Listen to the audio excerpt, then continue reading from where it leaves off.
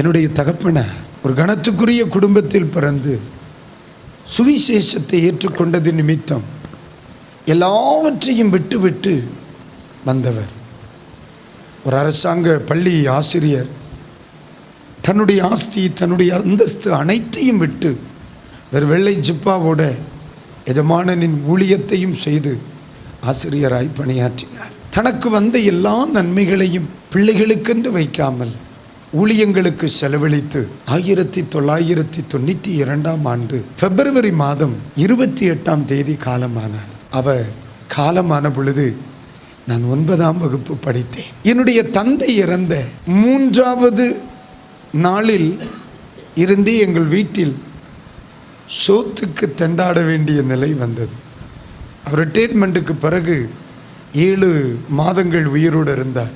அவருடைய ரிட்டையர்மெண்ட் பணத்தை அப்போ யாருக்கு கொடுத்தாருன்னு எங்களுக்கு தெரியாது. ஏழைகளுக்கு உதவி செய்கிறதுல பயங்கரம். என் தந்தைக்கும் எங்கள் அம்மாவுக்கு கூட தெரியாது அம்மா யாருக்கு கொடுத்தாங்க, யாருக்கு உதவி செய்தாங்க. பென்ஷன் வரல 9 வருடங்கள். அப்போ ட்ரெஷரியில் ஃபில் பண்ணி கொடுத்த ஃபார்மில் ஏதோ தப்பு பண்ணிவிட்டாங்க. 9 இயர்ஸ் பென்ஷனே வரல. 3வது வாரத்தில் நான் படிப்பை நிறுத்திட்டு வேலைக்கு போயிட்டேன். எனக்கு அண்ணன் 3வது நாள் தாண்டனப்பே போயிடுச்சு.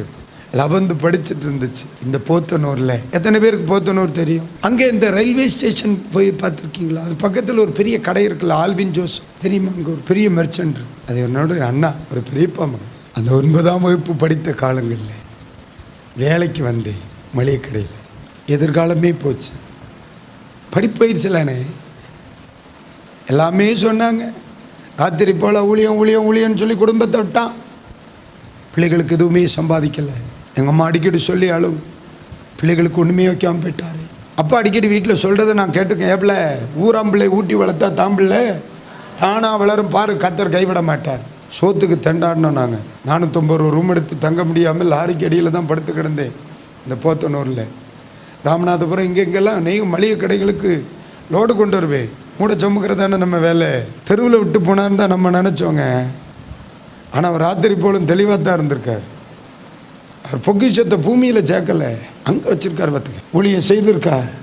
அப்போல்லாம் அவர் ஆண்டவர்கிட்ட சொல்ல, எப்பா என் பிள்ளைகளை மறந்துடாதீங்க, என் பிள்ளை சாப்பிட்றதையாக்க அவனுக்கு கொடுக்குறேன், எப்பா என் பிள்ளையை விட்டுறாதீங்க, என் பிள்ளை கொடுக்குறதாக்கும் ஊழியத்தை கொடுக்குறேன்னு சொல்லி தான் கொடுத்துருக்கார்.